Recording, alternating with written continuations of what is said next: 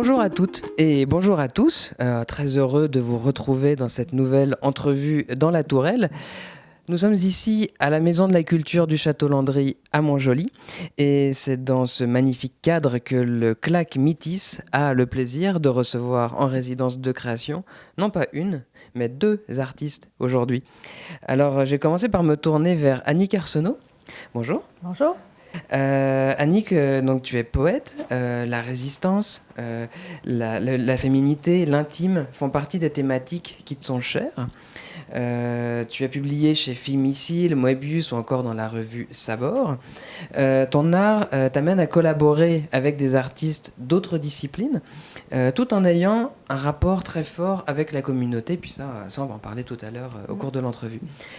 Ma deuxième invitée du jour, c'est Margaret Krenzel. Bonjour, Margaret. Bonjour. Toi, tu as grandi en Gaspésie, dans la nature, et d'ailleurs, tu as un rapport très fort avec la nature et le paysage qui nourrit énormément ton art. Un art qui est constitué par la photo, la vidéo, la peinture, la sculpture, et tu cherches toujours à faire ressortir l'extraordinaire dans l'habitat naturel autour de nous, en fait. Donc, grâce à ça, grâce à cet art, tu permets à l'autre, à l'humain en tout cas, de se reconnecter à son environnement, et bon sang qu'on en a besoin en ce moment. Donc, vous êtes ici toutes les deux pour co-créer un projet artistique qui lie botanique, femmes et mythologie dans un cadre latino. Un cadre latino donc, qui vous est très cher à toutes les deux, car vous avez toutes les deux vécu en Amérique latine. Je tiens à préciser également que vous êtes dans la même bulle, donc vous habitez ensemble, donc vous inquiétez pas, si elles sont pas à 2 mètres, c'est normal, elles habitent ensemble. Le titre provisoire de ce projet s'appelle Amenesel, et la première question que j'ai envie de vous poser à toutes les deux, pour les nuls en espagnol dont je fais partie, qu'est-ce que ça veut dire Amenesel? Amanecer, c'est un mot qui signifie l'aube, le lever du jour. Donc, on trouvait que ça correspondait bien à notre projet, puis surtout à cette étape-ci, là, où est-ce qu'on en est justement au commencement de ce projet-là. On tenait à avoir un terme aussi en espagnol parce que c'est une des dimensions qui est vraiment importante aussi dans notre projet. D'accord. Puis, alors l'aube, c'est le commencement où tout est possible, et c'est un commencement alors de quoi? Si vous pouviez nous présenter un peu justement ce projet, ce projet dont le commencement est en train de naître ici au Château Landry. Oui, en fait, c'est ça, c'est que on travaille à lier des poèmes et des peintures qui regroupent justement les différents thèmes là, qui nous sont chers en ce moment. Donc, tu les as nommés tout à l'heure, la botanique, de par la formation, entre autres, de Margaret en biologie. Donc, la botanique, les plantes, la mythologie, la féminité, tout ça. Tout ça dans un beau projet, artistique. Margaret, est-ce que tu vas rajouter quelque chose par rapport à ce projet-là? Oui, je pense c'est pas que des thèmes, je sais pas comment dire, mais je pense qu'on veut aussi partager une partie de nos expériences d'Amérique latine, des expériences de jeunes femmes qui sont allées vivre, s'imprégner de la culture, de la nature. On a développé un amour pour cette région-là du monde, pour la langue aussi. Puis, donc, ce sont des éléments qui nous attirent toutes deux dans cet environnement tropical-là, si on veut. Puis, pour lancer notre projet, on a fait une étape. Notre première chose qu'on a fait, c'est qu'on s'est assis puis on a fait de l'écriture automatique pendant un court moment pour juste ramener à la surface nos liens avec cette partie-là du monde, qu'est-ce qui nous tient à cœur, qu'est-ce qu'on trouve essentiel. Et on a comparé, puis on avait vraiment beaucoup d'éléments en commun. Donc, c'est là qu'on est allé sortir les thèmes qu'on voulait traiter. Oui, vraiment en sortant tout comme ça, puis après ça, en mettant en commun, on a vu qu'il y avait plusieurs liens. Et justement, ces liens, qu'est-ce qui vous a donné envie de travailler ensemble? Comment vous êtes rencontrés, en fait? Je sais que vous travaillez toutes les deux au Cégep de Matane, Oui. Donc je présume que vous êtes rencontrés là-bas. Qu'est-ce qui vous a donné l'étincelle de travailler ensemble, de collaborer autour d'un projet artistique? Bien, je pense on sait déjà qu'on a beaucoup de sensibilités en commun. On travaille ensemble, oui. Donc, par le travail, Annick est bibliothécaire, moi je suis professeure. Donc, on travaille autour des connaissances, le partage des connaissances par des œuvres. Mais on collabore aussi au sein du comité environnemental. On s'intéresse à l'éducation plus large de nos étudiants que seulement le contenu des compétences des cours, etc. Fait que, c'est un peu plus l'engagement... L'engagement citoyen, finalement. Oui, tout à oui, fait. c'est ça, citoyen et environnemental. Voilà, puis on est aussi amis dans la vie. Donc, on gravite parmi des amis qui sont aussi, qui ont une créativité dans leur vie aussi. Donc, on a ça, on partage beaucoup de choses. Voilà. La rencontre était inévitable, finalement. Tout à fait. Annick, je me tournais vers toi parce que justement, on parlait justement de travail social, d'implication sociale, et je sais que ton travail avec la communauté est très important. Et qu'est-ce que ça implique d'abord, est-ce que tu pourrais nous dire quelles implications tu as avec la communauté, puis ensuite, deuxième question par rapport à ça, qu'est-ce que ça implique justement dans la communauté? Oui. Bien, en fait, j'ai plusieurs liens, plusieurs implications dans la communauté. Là, comme parlait Margaret, bon, je suis dans différents comités comme elle, tout ça, mais au niveau artistique, j'aime bien justement travailler directement avec les gens, puis faire des échanges, des partages, tout ça. Par exemple, ici, ben, en fait, j'ai travaillé à l'établissement de détention de Rimouski pour monter une bibliothèque. Et puis ensuite, on a fait un projet d'écriture et photographie avec les personnes détenues. Il y a aussi avec le comité de protection des Chic-Chocs. Sinon, en ce moment, j'ai un projet dans mon village à Saint-Ulrich où est-ce qu'avec la photographe Émilie Couture, on va à la rencontre de nos voisins. Puis, suite à nos échanges, il y a un poème et une photographie qui est paru dans le journal L'Ulricois. Donc, c'est le genre de projet dans lequel je m'implique. Et socialement, quels effets ils ont, en fait, justement, ces projets-là? Par exemple, je pense à la bibliothèque dans une prison. Qu'est-ce que ça fait sur les détenus? Quel regard ça porte? Ou même sur le regard que portent les Ulricois sur leur propre territoire, finalement? Qu'est-ce que ça implique là-dessus? Mais ça crée du lien, puis on sait que c'est vraiment c'est essentiel, là, surtout ces temps-ci, on le voit avec des personnes très esseulées, tout ça, c'est vraiment très important de se réinvestir là, dans la communauté, le contact humain, donc ça participe à ça. Wow. Merci, c'est vrai qu'on a vraiment beaucoup besoin de tout ça en ce moment, c'est vrai. Oui. On a été très très loin les uns des autres. Margaret, question pour toi, je voulais savoir, toi tu as un bagage en biologie. Quel regard tu portes en ce moment sur la nature? Est-ce qu'on en fait en fait, ce qu'on fait de la nature actuellement? Oui, bien, je pense que les sociétés dans lesquelles on vit présentement, dans ces sociétés-là, les gens sont assez séparés de la nature, même si, sans le savoir, on dépend de la nature à tous les jours. Il y a certaines personnes qui sont conscientes de ça, mais d'autres qui l'ignorent ou qui n'intègrent pas cette information-là, ce fait-là, dans une gratitude envers la nature, une relation avec elle, sortir, la visiter, se nourrir de la beauté qu'elle peut nous donner. Donc, je pense qu'on est trop séparés de la nature, puis je pense peut-être de là mon envie de retisser, un peu comme Annick disait, tisser des liens entre les personnes. Bien, je pense que de mon côté, c'est beaucoup tisser des liens entre les personnes et la nature, ma démarche, ce qui me motive. Donc c'est vraiment, c'est drôle, c'est à la fois une démarche à la fois de biologiste, de chercheuse en biologie, puis en même temps d'artiste. Comment tu arrives à mêler les deux? Comment elles s'articulent, ces deux visions-là? Parce qu'elles pourraient être totalement... moi, je les vois complémentaires, mais elles pourraient être totalement différentes l'une de l'autre aussi. En effet. Mais je pense que ça apporte un souci de...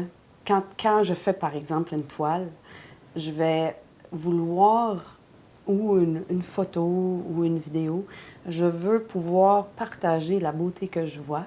Donc, j'essaie pas de dénaturer.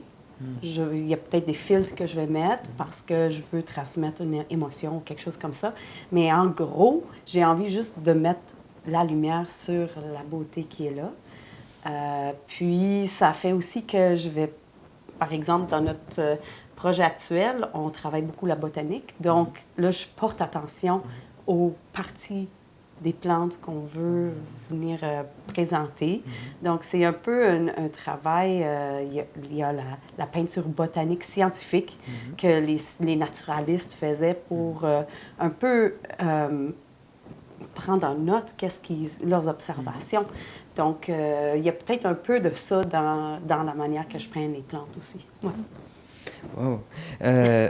Donc la nature, donc on sait que c'est un thème qui vous rejoint toutes les deux, dans lequel vous êtes très attachées toutes les deux, mais le féminin également.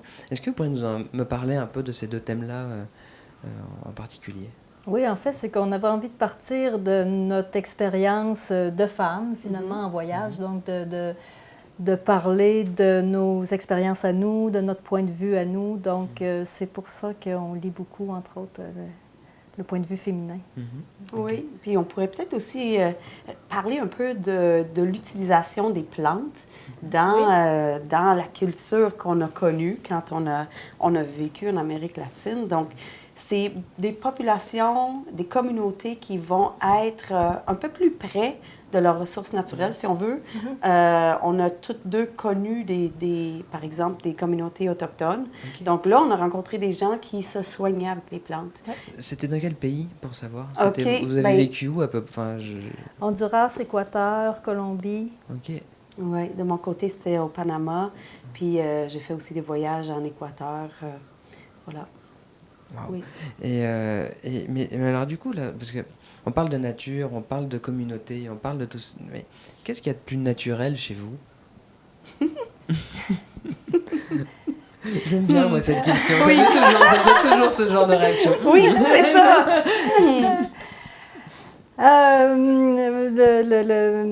L'enthousiasme. Oui. Oui. Beaucoup d'intérêt. Je pense une curiosité. Oui. De l'exploration. Désir de liberté. Oui. On parlait de gourmandise aussi tout à l'heure. Oui, c'est vrai. On peut parler en émission en parlant de ça. Oui. Ça se voit en tout cas. Mais est-ce que le fait de faire de l'art, etc., comment ça rejoint les côtés militants que vous avez développé toutes les deux? Moi, j'y vois un lien, en tout cas, entre les deux. Est-ce que vous le voyez aussi? Est-ce que, si vous le voyez, comment l'expliciter? C'est possible. Ben en fait, c'est qu'on sert de l'art, entre autres, pour porter un message, des fois plus militant, pour porter le regard sur ce qui est important de défendre, ou tout ça. Tout à l'heure, j'avais parlé, entre autres, des chic-chocs. Ben, toi, tu es dans ce comité-là. Moi, j'avais seulement écrit un poème pour un vidéo qui parlait, c'est ça, de la protection des chic-chocs. Ben, ça, c'est un exemple pour moi d'implication militante ou d'implication citoyenne, de prendre le temps de participer, même à plus petite échelle, à un projet comme ça. Oui. Puis je pense que l'art, c'est un outil formidable pour toucher les gens. Je pense que c'est différent que nos types de démarches de sensibilisation, où là, la personne se sent directement visée. Je pense que quand on présente un objet artistique, la personne est libre d'interpréter, d'établir son propre lien avec, mais par qu'est-ce qui est présenté, si c'est de qualité, si c'est touchant, ben il va y avoir quelque chose qui va s'ouvrir à l'intérieur de la personne, je crois. Puis là, il y a peut-être l'occasion d'y glisser. Je sais pas, j'ai pas envie d'avoir l'air de quelqu'un qui veut endoctriner. C'est pas du tout ça. Non, c'est l'inverse, justement. Ouais. Puis on parle de liberté beaucoup. La personne est libre de choisir aussi ce qu'elle veut comprendre aussi là-dedans. C'est vraiment pas c'est vraiment l'inverse même d'endoctriner ou quoi que ce soit. C'est même l'inverse totalement. C'est permettre à l'autre justement de se libérer. En parlant de tout ça, vous parlez également dans votre recherche de mythologie. par laquelle êtes-vous inspiré? Qu'est-ce que vous entendez par là, par mythologie? Parce que moi, j'entends mythologie grecque, mythologie romaine, ou Oui, peu importe. c'est ça. Mais vous, comment vous l'entendez ça et comment vous l'articulez dans ce projet-là? En fait, c'est quand on était en Amérique latine, on a été en lien, en contact avec différentes communautés. Moi, dans mon cas, c'était surtout la communauté afro-colombienne. Donc, en étant là-bas, de me rendre compte finalement de l'utilisation des plantes, soit dans différents rituels ou les plantes médicinales, tout ça, l'importance que les plantes avaient, mais aussi toute la mythologie qui est liée à ça. Par exemple, avec la santeria, ce à quoi on s'intéresse, là, entre autres dans ce projet-ci, où est-ce que finalement il y a des êtres qui sont d'essence divine, mais qui sont associés à différents éléments de la nature, mais en vivant sur Terre. Donc, il y a plusieurs personnages masculins, féminins, qui sont associés à différents éléments. Donc, c'est avec les orishas de la santeria, en fait. D'accord. Et l'Amérique latine, pour vous, là, c'est quel lieu pour vous? Qu'est-ce que ça représente, l'Amérique latine, aujourd'hui? Pour nous? Oui. Moi, c'est un endroit où j'aimerais beaucoup retourner, où je me suis sentie bien rapidement. Oui, j'ai hâte de pouvoir retourner. Ça s'en vient. Oui. Oui. Je pense que aussi on pourrait rajouter que c'est un lieu. Je sens comme une fratrie, si on veut, entre la culture québécoise et la culture de l'Amérique latine parmi les Amériques.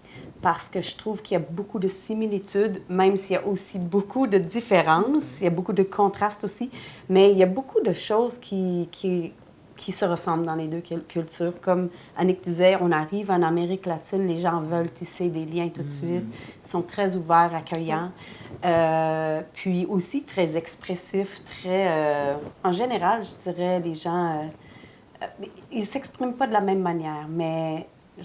Oui, je trouve que les gens sont expressifs, qui partagent beaucoup. Voilà. Donc, je pense que l'Amérique latine, pour moi aussi, c'est le foisonnement de la nature. C'est la nature tropicale, c'est les pluies abondantes, incroyables. Oui, les forêts gros insectes. C'est ça. Des forêts 3 fois plus hautes que qu'est-ce qu'on a ici, beaucoup plus diversifiées. Fait que là, c'est la biologiste en moi qui trippe à être sur là-bas. Oui, donc c'est aussi ça. Wow. Vous nous avez apporté quelques petits cadeaux avant, donc je me tourne vers Annick. Oui. Justement pour lier un peu tout ce projet-là, Oui. qui lie, donc on en a parlé, donc de mythologie, de nature, de féminin. Oui. Tu as 2 textes à nous partager, et puis Oui. j'aimerais ça, je te lancerai la Oui, POC là, pour que parfait. tu puisses, si tu voulais nous Oui. partager, ce serait vraiment chouette. D'accord. Merci beaucoup. Donc, il y a 2 textes qui ne sont pas en version finale, mais qui sont justement les textes, 2 parmi lesquels je travaille en ce moment. Donc, le premier s'appelle Palo Santo. Dehors, sur les pavés inégaux, on me parle de mauvais œil, de coq, de sorcière, de pleine lune. Je tire 2 fois la carte du diable près du cimetière. Ma tresse de cheveux coupée a disparu. Il semble que j'ai besoin d'une limpieza pour équilibrer tout ça. J'en ris un peu. Le lundi suivant, j'apporte mes achats du jour à la curandera, encens, herbes, vin rouge, œufs, journal, feuilles, sacs. Des statues de Chango et Babalo Aye m'accueillent. J'avale 3 clous de girofle au salon. Enlève mon chandail, mes bijoux, mes souliers. Dans une pièce pâle et vide, la curandera trace des signes sur mon front, balaie mon corps d'herbe. Je me sens touriste. Elle me dit, « A ver si tienes energías negativas. Escoge un huevo. » Le premier œuf contre ma tête me calme immédiatement. Le second frotte mes bras, mes jambes, le dernier mon dos, ma poitrine. L'encens brûle. La bougie aussi, il fait clair, c'est l'avant-midi. Chaque œuf cassé est examiné. Un liquide couleur cendre, couleur suie apparaît avec des pointes de jaune vif. Un clou sans tête, un câble du brun exact de la coquille. Il paraît qu'on m'a lancé un sort. Je repars avec ordre de jeter tout ça loin de chez moi, loin de chez la curandera, loin de chez n'importe qui, dans un terrain vague. De me laver avec une infusion d'herbe, de porter un talisman, de faire attention aux gens qui m'entourent. Je repars au soleil de midi, perplexe. M'asseoir en haut d'une colline, transition entre deux versions de ma réalité. Puis un autre qui s'appelle Passionaria, qui est lié justement à la peinture sur laquelle travaille Margaret en ce moment. Passionaria, c'est la fleur du fruit de la passion. Je ne connais pas encore ma résistance à la toxicité de certaines plantes exotiques. Attirée par leur beauté explosive, j'y place les doigts, la langue, goûte aux étamines, aux stigmates, aux limes savoureux. Je me love dans l'aisselle des feuilles, puis à l'apex, je mords le fruit charnu avec délectation. Ces abandons où je me perds complètement me donnent une nouvelle identité qui n'est pas nord-américaine, ni calme, ni stable. Je suis dans la fulgurance, la soif, l'appétit de tout, et mon cœur est de forme radiale. Voilà. Wow, merci beaucoup. On s'y croirait, on y est. On y est. Merci du voyage. Ça fait plaisir. Margaret, maintenant, toi, on est en résidence de création. Tu es en train de créer une peinture. Puis, est-ce que tu pourrais nous la décrire, en fait, s'il te plaît? Tout à fait. Merci beaucoup. Donc, je suis arrivée ici avec plusieurs photos que j'avais prises dans la nature en Amérique latine. Puis, après avoir parlé des thèmes qu'on voulait retenir, la mise en commun de qu'est-ce qu'on voulait exprimer, ben j'ai revisité la collection de photos, puis j'ai tenté de trouver des plantes là-dedans qui pourraient nourrir la création d'images, qui iraient avec les écrits d'Annick. Donc, on a parlé de cette expérience-là de rencontre amoureuse en voyage en Amérique latine. Donc, Passionaria, ça vient de ce thème-là. Dans le fond, ce texte-là décrit ce thème-là. Puis, dans mes photos, j'ai trouvé des photos, justement, de plantes de maracuya, qui est le fruit de la passion. Puis, j'avais eu la chance de prendre en photo la fleur, qui est vraiment assez particulière. Puis, j'ai eu envie de l'utiliser pour symboliser ces rencontres-là. Donc, je suis partie avec un fond que j'ai fait à la canette, la peinture à canette, parce que je voulais avoir quelque chose de flou, avec des couleurs qui représenteraient des émotions qui viennent avec ces rencontres-là. Puis, superposé à ça, je voulais faire la fleur vraiment, comme je disais, de manière botanique, dans la peinture botanique, en détail. Donc, voilà. Donc, c'est mêler vraiment le côté biologiste, donc presque naturaliste, et en même temps des émotions très fortes. Quelles émotions tu parles? Bien, on a parlé de rencontres qui pouvaient être furtives, qui pouvaient être intenses, qui parfois pouvaient être saines, des fois pas. Donc, je ne veux pas avoir donné l'impression qu'on a eu 5000 aventures. Mais tu sais, on ne parlait pas juste de nous deux. On en a vécu, mais on voulait exprimer quelque chose peut-être un peu plus universel, de rencontres amoureuses entre des personnes de cultures différentes, dans des situations où c'est pas des couples stables, etc. Fait que c'est un peu ça. Il y a le côté, dans le texte à Annick, elle parlait un peu de résistance, de toxicité, de plantes toxiques, mais c'est pas tout négatif. Ça, c'est le côté risque. Mais il y a aussi tout le côté délectation. Il y a, la rencontre, qu'on profite du moment. Fou, il fait chaud. Merci beaucoup. Merci à toutes les deux. Merci pour votre joie de vivre, puis votre engagement, et puis tout ça, votre passion. Merci beaucoup. J'ai une dernière question pour vous. À l'heure du déconfinement, en ce moment où ça a été pas mal compliqué, la dernière année a été pas mal compliquée pour tout le monde, et notamment pour le milieu de l'art, parmi tous les autres milieux, qu'est-ce qu'on peut souhaiter? Qu'est-ce qu'on peut souhaiter pour la suite? À tous. Des rassemblements, des contacts. Des rencontres furtives ou pas, peu importe. Exact. Exactement. Voilà. De se réunir ensemble autour de l'art. choses qui nous font vibrer. Oui, c'est c'est ça, des spectacles. Ouais.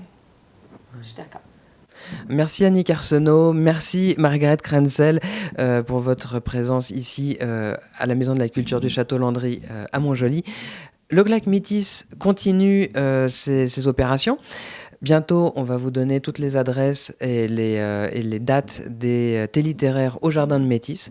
Ça aura lieu cet été, donc restez bien connectés. On va vous en reparler bientôt. Merci enfin à Marc Després de TV Métis qui nous permet de créer ces entrevues, de faire le montage et de pouvoir être là pour les diffuser. Donc merci à TV Métis, puis merci à vous et merci, puis à la prochaine.